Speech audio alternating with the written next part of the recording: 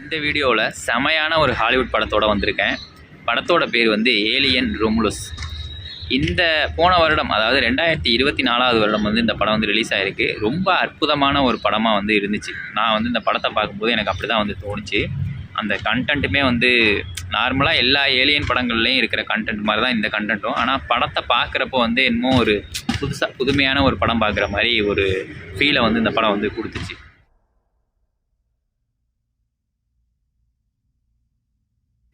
First of all இந்த படத்தோட one line என்ன அப்படின்னா, இந்த படத்தில் வாழ்கிறவங்க யாருமே வந்து பூமியில் வாழலை அப்படிங்கிறது வந்து ஒரு புதுமையான விஷயம்.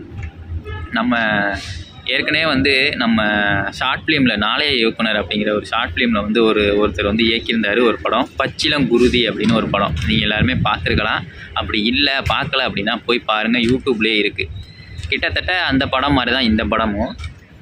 அந்த படத்தில் வந்து எப்படி சொல்லியிருப்பாங்க அப்படின்னா, அவங்கெல்லாம் வந்து மனிதர்கள் மாதிரியே காட்டுவாங்க. கடைசியாக தான் வந்து அவங்கெல்லாம் ஏலியன்ஸ் அப்படிங்கிற மாதிரி தெரியும். அவங்களுக்கு ரத்தம் வரும்போது மட்டும்தான் அந்த ரத்தம் வந்து பச்சை கலரில் வரும். அப்போ தான் தெரியும் அவங்கெல்லாம் ஏலியன்ஸு, மனிதர்கள் கிடையாது அப்படிங்கிற மாதிரி ஒரு ஷார்ட் ஃபிலிம். ரொம்ப நல்லாயிருக்கும் அந்த ஷார்ட் ஃபிலிமு. அதே மாதிரி தான் கிட்டத்தட்ட இந்த படமும். இந்த படத்தில் வாழ்கிறவங்க யாருமே வந்து பூமியில் வாழ்கிறவங்க கிடையாது. இவங்க எல்லாருமே வந்து சனி, அந்த கோள், சாட்டன் கோள் இருக்குல்ல, அந்த கோளில் வாழ்கிறவங்க. அவங்களுக்கு வந்து அந்த இடமே வந்து ரொம்ப இருட்டாகவே இருக்கும் எப்போதுமே. அவங்களுக்கு வந்து அங்கே ஒரு கம்பெனி இருக்குது. அந்த கம்பெனியில் எல்லாம் வேலை பார்த்துக்கிட்டு இருக்காங்க. அங்கே இருக்கிறவங்கெல்லாம் வேலைனா வந்து ரொம்ப அடிமைத்தனமான ஒரு வேலையை வந்து பார்த்துக்கிட்டு இருக்கிறதுனால அந்த கம்பெனியை விட்டு மாறி வேறு ஏதாவது ஒரு கோளுக்கு போய் நம்ம சந்தோஷமாக இருக்கணும் அப்படிங்கிற மாதிரி அவங்க ஆசைப்படுறாங்க.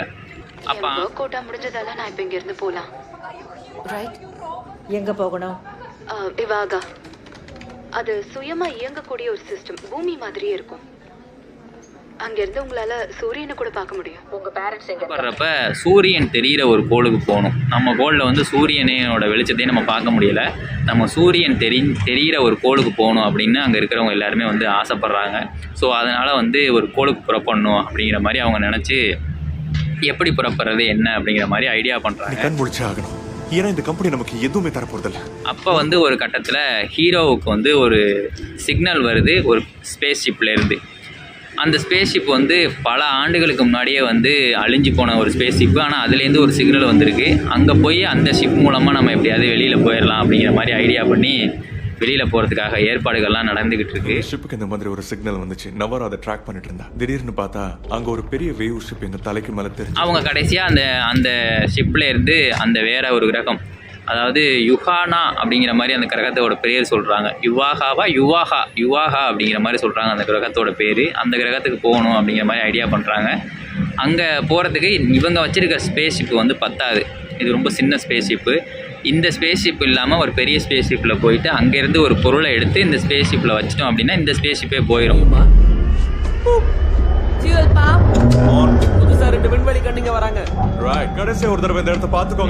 அந்த ஸ்பேஸ் ஷிப்லேருந்து சில விஷயங்களை எடுக்கிறதுக்காக அங்கே பிளான் பண்ணி போகிறாங்க.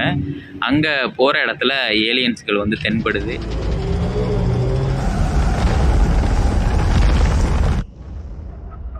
அவங்கள்ட்டேருந்து அந்த ஏலியன்ஸ்டேருந்து இவங்கெல்லாம் தப்பிச்சாங்களா, இவங்க நினச்சபடியே அந்த யுவாகா அப்படிங்கிற அந்த கிரகத்துக்கு போய் சேர்ந்துட்டாங்களா அப்படிங்கிறது தான் இந்த படத்தோட மீதி கதையே. என்ன எழுவது இந்த படத்தில் எனக்கு பிடிச்ச விஷயம் என்ன அப்படின்னா, ஏலியன்ஸை வந்து காமிச்ச விஷயம். ஏலியன்ஸ்னால் நம்ம நார்மலாக வந்து ஒரு பொம்மை மாதிரி பச்சை கலர்லையோ இல்லை கண்ணுகள்லாம் அவ்வளோ பெருசில் வச்சுக்கிட்டு இப்படி தானே காமிப்போம். இதில் வந்து ஏலியன்ஸை வந்து ஒரு க்ரீச்சர் அப்படிங்கிற மாதிரி காமிச்சிருக்காங்க. சின்ன சின்ன பூச்சிகள் மாதிரி காமிச்சிருக்காங்க.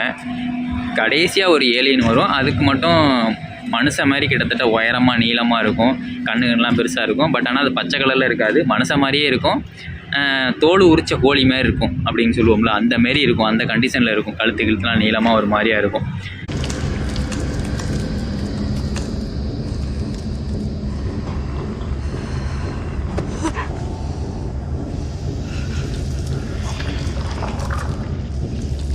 இந்த விஷயம் வந்து எனக்கு புதுசாக தெரிஞ்சிச்சு. அதே மாதிரி அந்த சனி கிரகத்தை காமிக்கிறப்ப அந்த சனி கிரகத்தில் வந்து ஒரு வளையம் இருக்கும்ல, அந்த வளையங்கள் காமிக்கிறது, இந்த மாதிரி விஷயங்கள்லாம் அந்த காமிச்சது வந்து ரொம்ப ரொம்ப ரொம்ப நேச்சுரலாக தெரிஞ்ச மாதிரி இருந்துச்சு. இது வந்து ஒரு சிஜி அப்படிங்கிற தெரியாத அளவுக்கு ரொம்ப நல்லாவே இருந்துச்சு அப்படின்னு சொல்லலாம்.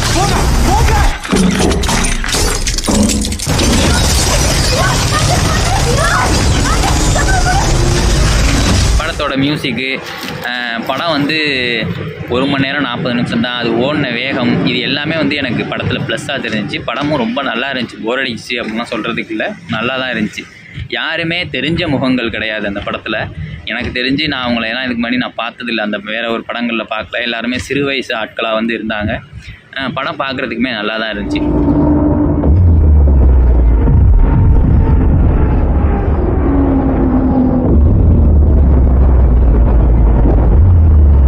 இந்த படத்தோட ஸ்டார்டிங் சீனில் வந்து கருப்பின் ஆள் அவர் வந்து அவரோட தங்கச்சி, அக்காவோ தங்கச்சியோ 2 பேரும் பேசிக்கிட்டு போகிறாங்க. நம்ம வந்து யுவாகா அப்படிங்கிற ஊருக்கு வந்து போகணும் அப்படிங்கிற மாதிரி பேசிக்கிட்டு போகிறாங்க.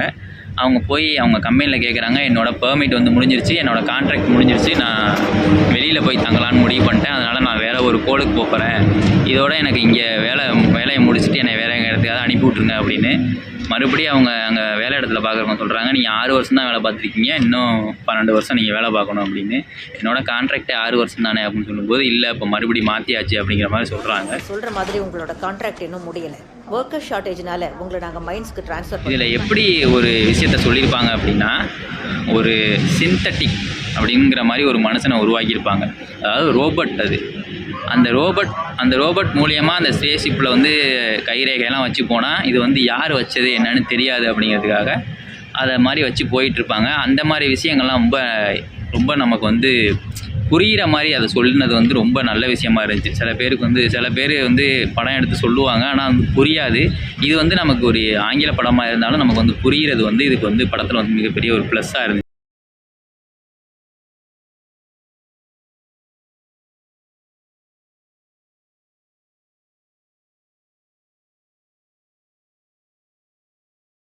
ரொம்ப அழகாக இருக்கும்.